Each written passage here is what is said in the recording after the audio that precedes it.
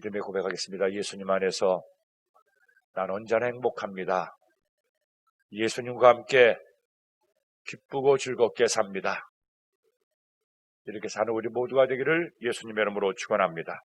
하나님 말씀 시편 26편 1절로 2절 말씀을 보도록 하겠습니다. 시편 26편 1절로 2절 말씀 함께 하나님 말씀 읽겠습니다. 내가 나의 완전함에 행하여 싸우며 흔들리지 아니하고 야훼를 의지하여 싸우니 야훼여 나를 판단하소서. 야훼여 나를 살피시고 시험하사 내 뜻과 내 양심을 단련하소서. 아멘. 함께 읽은 말씀을 중심으로 완전한 믿음, 한번 따릅시다. 완전한 믿음. 이런 제목으로 피차의 은혜를 나누고자 합니다. 여러분, 우리나라는 반도체 생산이 세계 1위입니다. 엄청난 집중이 필요하고 또 조금의 실수도 용납하지 않는 것이 반도체 생산이죠. 그래서 이 반도체 생산하는 분들을 보면 머리부터 발끝까지 흰 옷을 입고 방호복을 입은 채 그렇게 반도체를 만들고 있음을 볼 수가 있습니다. 그야말로 완전을 추구하는 작업이기도 합니다. 그러나 사실 반도체를 만드는 사람들 얘기를 들어보면 100% 완전한 것은 불가능하다고 합니다. 99.99%를 지향하고 그렇게 만들어간다고 하죠. 이것은 금도 마찬가지입니다. 우리가 금을 순금이라고 얘기합니다. 24K라고 얘기합니다. 하지만 이 순금의 순도도 완전한 100%는 될 수가 없다고 합니다. 99.9%가 된다고 합니다. 이것은 우리의 믿음도 마찬가지입니다. 우리가 하나님을 믿을 때 완전히 믿으면 얼마나 좋겠습니까? 하나님을 믿는 그 믿음이 완전해서 하나님께서 보실 때 너의 믿음은 완전하다 말할 수 있으면 참 좋을 겁니다. 하지만 안타깝게도 우리의 믿음 역시 반도체처럼 순금처럼 완전하지는 못합니다. 완전하기를 꿈꾸고 완전하기를 위해서 노력하지만 완전하지 못한 나의 믿음을 발견할 때가 많이 있다는 것이죠. 그런데 오늘 말씀을 보니 다윗이 말하기를 그 믿음이 완전함에 행하였고 완전함에 행하리라고 고백하고 있습니다. 그렇다면 다윗은 그 모든 사람을 넘어서서 완전한 믿음을 가졌습니까? 사실은 다윗 역시 마찬가지였습니다. 다윗도 우리와 같은 죄의 본성을 가진 인간이었기 때문에 100% 완전한 믿음을 가질 수는 없었습니다. 하지만 그가 이처럼 고백하고 노래하는 것은 그렇게 완전한 믿음을 가지기 위해서 최선을 다했다는 것을 의미하고 있습니다. 완전한 믿음을 꿈꾸고 그것을 바라며 그를 위해 최선을 다했음을 오늘 성경은 말씀하고 있습니다. 저는 이 말씀 보면서 다윗이 부러웠습니다. 그가 얼마나 하나님을 온전히 믿었기에 이렇게 완전한 믿음을 가지기 위해서 노력하고 완전한 믿음을 행하였다고 고백할 수 있을까? 그러므로 여러분, 우리도 예수님 믿으면서 다윗의 고백처럼 완전한 믿음을 꿈꾸기를 소원합니다. 내 믿음이 점점 더 주님께 모든 것을 맡기는 믿음 돼서 하나님께서 보실 때 너의 믿음이 나에게 좀 더 가까이 오고 너의 믿음이 나를 기쁘다 한다는 그런 칭찬을 받는 완전한 믿음이 이르기를 예수님의 이름으로 축원합니다. 완전하지는 못하지만 완전하기를 꿈꾸고 완전함을 위해서 노력할 때 그런 믿음 생활을 하는 우리를 보고 하나님이 기뻐하시게 되기 때문입니다. 그렇다면 우리가 완전한 믿음이 이르기 위해서는 어떻게 됩니까? 우리의 믿음이 하나님이 기뻐하신 믿음 되기 위해서는 어떤 믿음 생활을 해야 되겠습니까? 제일 먼저 첫째로 하나님을 의지해야 됩니다. 여러분, 지금 우리 대한민국의 상황 가운데 여러 가지 많은 어려움과 문제가 있습니다. 코로나19 바이러스로 인해서 점점 더 감염자 수가 늘어나고 있고 어제는 500명대를 넘어서기도 했습니다. 이러다가 1,000명대가 되는 것이 아니냐 국민들이 불안해하고 방역당국도 염려하고 있습니다. 그러나 이 코로나19 바이러스 사태보다도 더 큰 문제가 있습니다. 정치적으로 계속해서 불신과 미움과 다툼이 계속되고 있습니다. 오늘날 한국의 문제 가운데 가장 큰 문제는 다른 문제가 아닙니다. 불신의 문제입니다. 국민이 정부를 불신합니다. 정부도 국민을 믿지 못합니다. 노동자가 회사를 불신하고 회사 역시 노동자를 불신합니다. 이렇게 서로 불신하게 만든 사람들도 문제고 때로는 무조건 불신하는 풍조도 문제가 된다는 것이죠. 문제는 이렇게 서로가 서로를 믿지 못하다 보니 자기 감정대로 자기 생각대로 자기 욕심대로 자기 뜻대로만 하려고 밀어붙이다 보니까 계속해서 갈등과 다툼과 싸움이 일어나고 있는 것입니다. 한국 사회가 이 불신의 벽을 넘어서서 서로 화합하고 서로 인정하고 존중해주는 사회가 되어야 되는데 오히려 반대로 가고 있는 오늘날의 모습이 너무나 안타까워요. 그런데 이것은 사람과 사람 사이에 한국만의 문제가 아닙니다. 더 심각한 불신풍조가 있습니다. 하나님을 믿는 우리가 하나님을 믿지 못하는 것이 더 큰 문제라는 거예요. 말로는 믿습니다. 주님 믿습니다. 아멘 믿습니다. 말씀을 믿습니다. 하나님을 믿습니다. 믿는다고 얘기는 하는데 실제로는 믿지 못하고 의심하고 염려하고 걱정하고 원망하며 불평합니다. 우리가 완전한 믿음에 이르기 위해서는 제일 먼저 해야 될 일이 있습니다.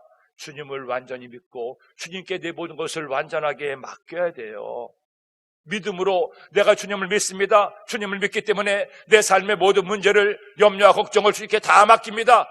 맡기고 난 다음에는 더 이상 염려하거나 걱정하거나 원망하거나 불평해서는 안 된다는 겁니다. 결국 우리의 믿음이 완전해진다는 것은 우리가 주님께 더 완벽하게 나를 맡기느냐 그러지 못하느냐 여기에 달려있다는 것이죠. 그러게 오늘 말씀 26편 1절의 말씀을 읽겠습니다. 내가 나의 완전함에 행하여 싸우며 흔들리지 아니하고 야훼를 의지하여 싸우니 야훼여 나를 판단하소서. 나의 완전함에 행하여 싸우며 흔들리지 아니하고 야훼를 의지하여 싸우니 야훼여 나를 판단하소서. 평생에 야훼 하나님을 의지했던 다윗, 어린 시절 목동 때에도 그는 양들을 치면서 하나님을 의지했습니다. 일이나 맹수가 양들을 치려고 달려들면 하나님만을 믿고 의지하며 무서운 맹수와 맞서 싸웠던 다윗. 그가 아버지 신분을 받아서 전쟁터에 나가 있는 형들을 만들어 먹을 것을 가지고 전쟁터에 나갑니다. 전쟁터에 나가서 보니까 이스라엘 군인들은 꼼짝도 하지 못하고 바위 틈에 숨어서 덜덜 떨고 있고, 블레셋 진영에서 한 거대한 장수가 나와서 고래고래 소리를 질러가며 이스라엘을 모욕하고 야훼 하나님을 모욕합니다. 이런 겁쟁이들아, 너희들은 하나님을 믿는다 하면서도 나와 싸울 적 하나도 없느냐?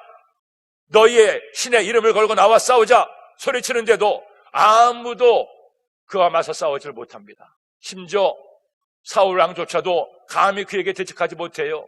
그때 어린 목동 다윗이, 아직 다 자라지도 않은 다윗이 골리앗 앞에 담대히 나아갑니다. 사울 왕이 그에게 자신의 군복을 줬는데도 군복이 너무 커서 입을 수가 없어서 도로 벗어버리고, 칼도 무거워서 가져가지 않고 평소 때 양들을 돌보기 위해서 맹수들을 물리친 데 썼던 물맷돌 하나 가지고 그 앞에 선 다윗. 어떻게 다윗이 바보입니까? 아니잖아요. 그런데 어떻게 그 거대한 장군 골리앗 앞에 설 수가 있습니까? 딱 하나, 하나님을 완전히 의지하고 하나님께 자신을 맡겼기 때문에. 사무엘상 17장 45절을 말씀합니다. 다윗이 블레셋 사람에게 이르되 너는 칼과 창과 단창으로 내게 나오거냐? 나는 만군의 야훼의 이름 곧 내가 모욕하는 이스라엘 군대 하나님의 이름으로 내게 나아가노라. 이렇게 주님께 자신을 맡기자, 주님을 의지하자 하나님께서 어떤 일을 행하셨습니까? 다윗 던진 물맷돌이 골리앗의 이마에 박히고 골리앗은 쓰러지고 다윗은 골리앗의 머리를 베어버렸어요. 하나님께 나를 맡기는 것은 위대한 하나님의 능력을 나의 것으로 만드는 것입니다. 시편 30편 5절 6절 말씀을 읽겠습니다. 내 길을 야훼께 맡기라. 그를 의지하면 그가 이르시고 내 의를 빛같이 나타내시며 내 공의를 정오의 빛같이 하시리로다. 성경은 계속 말씀합니다. 너를 야훼께 맡겨라. 하나님을 의지하라. 하나님께 너의 모든 삶을 다 맡겨라. 맡기는 만큼 내가 너에게 응답하겠노라. 로봇다리 수영선수라는 김세진 선수가 있죠. 그는 태어날 때부터 오른쪽 무릎 아래로 잘려져서 태어났습니다. 그리고 왼쪽 발목 아래도 없습니다. 오른쪽 손가락 3개도 없어요. 생후 5개월에 친엄마에게 버림을 받고 보육원에 맡겨졌습니다. 그런데 그 보육원에서 자원봉사하던 양정숙 집사님이 6개월 된 세진을 만나서 다음에 입양을 하게 됩니다. 그리고 마치 자신의 친자식처럼 불구인 장애를 가진 그 아이를 잘 기릅니다. 한 번은 아이를 데리고 수영장에 갔는데 놀랍게도 오른쪽 다리가 없고 또 왼쪽 발목 아래도 없는 그 아이가 손가락도 없는데 수영을 너무 좋아하고 잘하는 거예요. 신기하다. 아이가 이 몸으로 수영을 잘하네. 그때부터 아이에게 수영을 가르치기 시작했습니다. 그리고 매사에 무슨 일하든지 함께 하면서 그 아이가 비록 장애를 가졌지만 당당하게 홀로 설 수 있도록 그렇게 그를 도와주었죠. 그런데 수영만 잘하는 것이 아니라 달리기도 잘했습니다. 그 다리를 가지고도 9살 때 5km 마라톤도 완주했습니다. 3870m의 로키산도 등정을 했습니다. 12살 때는 10km 마라톤을 우승까지 했어요. 그리고 2006년부터 본격적으로 잘하면서 장애인 수영계 유망주가 됐습니다. 2009년에는 세계 장애인 수영 선수권대회에 3관왕이 됐습니다. 그 장애를 가진 몸으로도 어린 소년이 이처럼 모든 것을 해내는 것을 보고 심지어 학교 교과서에도 실리게 됩니다. 공부도 열심히 했습니다. 일반 전형으로 15살에 성균관대에 합격을 하기도 했습니다. 그렇게 되기까지 어머니 양정숙 집사님의 눈물겨운 헌신과 또 함께하는 누나의 기도가 있었습니다. 엄마는 대리운전 기사도 하고 주말에 베이비시터도 하면서 돈을 벌어서 아이를 키웠어요. 그 아이의 그런 수고의 보답이라도 하듯 아이도 열심히 해서 이렇게 장애를 뛰어넘는 훌륭한 선수가 될 수가 있었습니다. 그는 얘기했습니다. 어머니 눈물 어린 헌신이 없었으면 오늘 난 없었고 우리 모든 가족이 하나님께 모든 것을 맡기지 않았으면 하나님께서 일하실 수가 없었을 겁니다. 하지만 하나님께 맡기자, 하나님을 의지하자, 하나님은 이런 일들을 행할 수 있도록 은혜를 더하여 주셨습니다. 사랑하는 여러분, 장애를 가진 그도 이처럼 하나님께 맡기고 하나님을 의지하자 하나님의 도움과 능력받아 당당하게 살아내는데 하물며 저와 여러분이겠습니까? 사람들은 염려합니다. 두려워합니다. 불안해합니다. 걱정합니다. 안 되면 어떻게 하나 염려하죠. 여러분 그렇게 하지 마세요.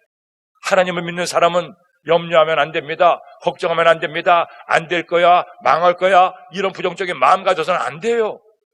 하나님을 믿는데 천지와 만물의 창조하신 하나님이 나의 하나님이 되시는데 그 하나님을 믿고 맡기기만 하면 하나님이 책임져 주시는데 왜 안 된다고, 왜 힘들다고, 왜 틀렸다고 낙심하고 염려합니까?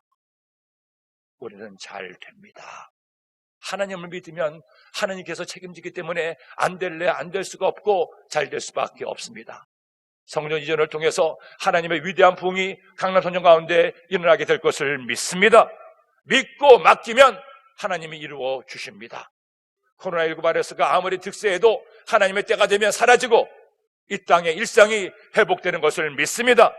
믿고 맡기면 하나님이 행하십니다. 여러분의 삶에 어떤 크고 작은 문제가 있든지 오늘 이 아침에 다 맡기세요. 기도로 맡기세요. 그러면 주님께서 맡아주시고 여러분의 삶에 위대한 은혜와 축복을 허락해 주실 줄로 믿습니다. 둘째로 완전한 믿음이 이루기 위해서는 선을 행해야 됩니다. 여러분, 완전한 믿음이 이루는 첫 번째 비결은 하나님을 의지하는 것이죠. 하나님께 내 모든 것을 전폭적으로 다 맡기는 겁니다. 그렇게 하나님을 믿고 맡기면 하나님께서 우리의 모든 것을 맡으시고 은혜를 베풀어 주십니다. 그런데 또 하나 우리가 해야 될 일이 있습니다. 완전한 믿음이 이루기 위해서는 나의 삶이 하나님 보시기에 합당해야 됩니다.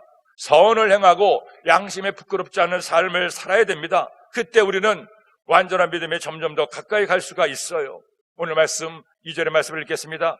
야훼여 나를 살피시고 시험하사 내 뜻과 내 양심을 단련하소서. 내 뜻과 내 양심을 단련하소서. 5절 말씀도 읽겠습니다. 내가 행악자의 지표를 미워하오니 악한 자와 같이 앉지 아니하리이다. 악한 자와 같이 앉지 아니하겠습니다. 악한 자와 함께하지 않고 악한 자의 길을 따르지 않겠습니다. 나는 선한 자의 길을 따르고 선한 자와 함께 앉겠습니다. 여러분, 우리는 그리스도인이에요. 그리스도인이란 그리스도와 함께 사는 사람, 그리스도를 믿는 사람을 의미합니다. 그런데 주님과 함께 산다고 하면서도, 주님을 믿는다고 하면서도 주님처럼 살지 않고 죄짓고 싸우고 욕하고 양심에 부끄러운 삶을 산다면 얼마나 하나님 보시기에 안타깝겠어요. 다윗을 보세요. 다윗은 하나님 보시기에 부끄럽지 않게 살려고 몸부림치며 노력했습니다. 그가 사울왕의 미움을 받아서 도망자가 되었을 때 사울을 죽일 기회도 2번이나 있었죠. 하지만 그는 사울을 죽이지 않습니다. 사울이 그를 미워하고 죽이러 간다고 해서, 악을 행하려고 한다고 해서 다윗 역시 같은 악으로 갚으려고 하지 않았어요. 나를 죽이려 하니 나도 복수하겠다, 복수의 칼날을 갈지 않았습니다. 다른 부하들은 사울을 죽이자고 했지만, 절호의 기회라고 했지만, 다윗은 악을 악으로 갚지 않고 악을 선으로 갚고 그를 놓아 주었습니다. 뿐만이 아니죠. 하나님께서 원수를 갚으셔서 마침내 다윗이 이스라엘 나라의 왕이 됩니다. 사울의 집안은 전멸당하고 말아요. 근데 유일하게 남은 한 후손이 있었습니다. 사울의 아들 요나단, 요나단의 아들, 즉 사울의 손자였던 무비보셋이죠. 그는 그 혼란의 와중에 떨어져서 다리를 저는 장애인이 되고 말았습니다. 하지만 다윗은 그 무비보셋을 자신의 궁정을 불러들여서 자신의 양아들로 삼고 왕자를 대하는 것처럼 그에게 먹을 것을 주고 땅을 주고 사람을 보내서 평생의 무비보셋을 먹여 살렸어요. 사무엘하 9장 10절은 말씀하죠. 함께 읽겠습니다. 다윗이 그에게 이르되 무서워하지 말라. 내가 반드시 내 아버지 요나단으로 말미암아 내게 은총을 베풀리라. 내가 내 할아버지 사울의 모든 밭을 다 내게 도로 주겠고 또 너는 항상 내 상에서 떡을 먹을지니라 하니, 사울왕이 가지고 있던 모든 전답과 땅을 다 무비보셋에게 줍니다. 그리고 평생 그를 돌보고 그를 사랑하는 다윗. 나중에 다윗이 왕이 된 다음 아들에 의해서 반란을 겪고 도망가게 됩니다. 그때 혹자들은 무비보셋이 압살롬의 편에 서서 다윗을 버렸다고 얘기했습니다. 하지만 그는 끝까지 무비보셋을 옹해하고 그를 벌주지 않고 그를 용서했어요. 악을 악으로 갚지 않고 악을 선으로 갚았던 다윗. 우리가 다윗처럼 완전한 믿음에 이르기 위해서, 다윗처럼 완전한 믿음에 이르도록 노력하기 위해서 또 하나 할 일은 하나님께 나를 맡기는 것뿐 아니라 선한 사람, 착한 사람, 선한 일을 해야 됩니다. 하나님 보시기에 하나님 말씀에 부끄럽지 않은 착하고 선한 삶을 살아가는 사람, 그 사람이 점점 더 그 믿음이 완전해져 가게 된다는 것이죠. 저 아는 장로님 한 분이 계시는데 그분은 치과를 경영하십니다. 하나님께 기도하며 치과를 경영하셔서 또 환자들을 잘 돌봐서 치과가 잘 됩니다. 근데 그분이 항상 하시는 것이 있습니다. 올해는 선교대를 하지 못했지만 선교대를 할 때면 해외에서 많은 선교대를 오시면 그분들 그 모든 치아를 무상으로 다 치료해드리고 도와드리고 돌봐드립니다. 어느 때 주의 종들도 힘들고 좀 어렵다고 하면 그렇게 아무런 대가도 받지 않고 도와주시고 힘을 모아주십니다. 어느 때는 거의 하루 종일 그렇게 돈도 받지 않고 무상으로 치료해주는 분들이 환자들로 가득 찰 때가 있습니다. 제가 한 번은 그 장로님께 여쭤봤습니다. 장로님, 그렇게 그냥 다 치료해 주시면 병원 운영이 어렵지 않습니까? 힘들지 않습니까? 그렇게 말씀을 드리니까 장로님이 웃으면서 하시는 말씀이, 목사님, 하나님이 다 알아서 하십니다. 제가 치과를 운영하면서 하나님께 기도하고 그때부터 선교사님들이나 주의 종들을 사랑으로 섬겼는데 처음 시작부터 지금까지 한 번도 적자 돼본 적 없고 하나님께서 먹여주시고 병원 운영해 주시고 다 알아서 채워주십니다. 제가 오히려 감사한 것은 하나님께 맡기고 어떻게 하면 하나님을 기쁘시게 할까, 그래서 섬겼더니 하나님께서 그때마다 채우시고 인도하시는데, 야, 정말로 신기하구나. 심어드린 만큼 헌신한 만큼 하나님께서 오히려 더 넘치게 채워주시는데 저 때문이라도 저는 이렇게 섬기는 일을 계속하려고 합니다. 하나님은 정말 기가 막히십니다. 사랑하는 여러분, 하나님은 선을 향하는 사람을 결코 외면하지 않고 모른 채 하지 않습니다. 이번에도 코로나19 바이러스로 인해서 많은 가게들이 어렵고 많은 상점들이 운영에 애로점을 느끼고 있습니다. 한 장로님께서도 그렇게 임대를 해주고 있는데 그 상점 운영이 안 돼서 그들에게 임대료를 20%를 깎아주는데 그나마 깎아줬어도 너무나 손님이 없어서 내지를 못하고 합니다. 그래서 장로님, 그러면 그렇게 임대료를 내지 못하면 그래도 내라고, 깎아줬는데 내라고 얘기되지 않겠습니까? 하시는 말씀이, 목사님, 그 사람들 형편을 다 아는데 어떻게 내라고 하겠습니까? 그것이 아니라도 빚을 내며 지금 가게를 운영하는데 또 그것 때문에 또 빚 내라고 하겠습니까? 알아서 주겠죠.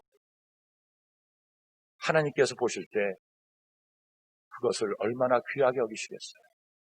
착한 마음, 선한 마음, 하나님은 절대로 모른 채 하지 않습니다.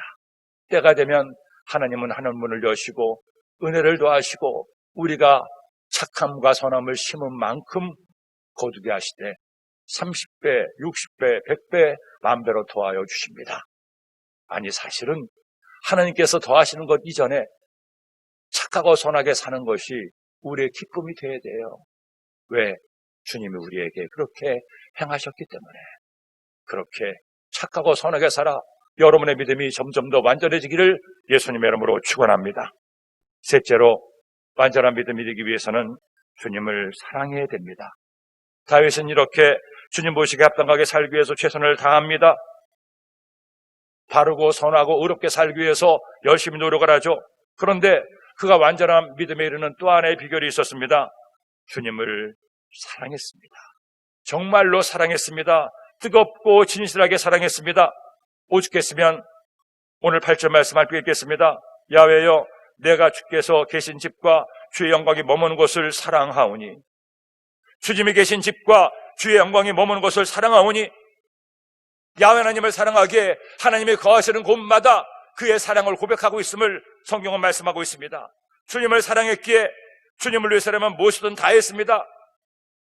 하나님께서 이스라엘과 함께 하신다는 증거인 법궤가 그만 오랫동안 성막에 있지 못하고 예루살렘에 있지 못하고 다른 지방에 있었습니다. 왕이 된 다음에 가장 먼저 한 일 중에 하나가 그 법궤를 예루살렘에 가져오는 것이었습니다. 수만 명의 군대를 내보내서 법궤를 가져오는 다윗. 그리고 마침내 법궤가 예루살렘에 들어올 때 덩실덩실 춤을 추며 하나님의 법궤를 맞이하는 다윗. 법궤를 사랑한 것이 아니에요.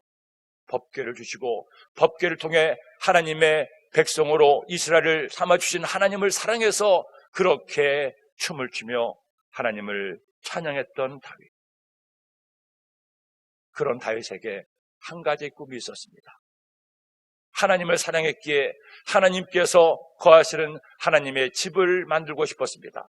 자신은 구중궁궐에서 편하고 호요식하며 사는데 아직도 하나님의 전이 없어서 텐트로 만들어진, 천막으로 만들어진 그 성막 안에 하나님의 법궤를 모시는 것이 너무나 안타까웠습니다.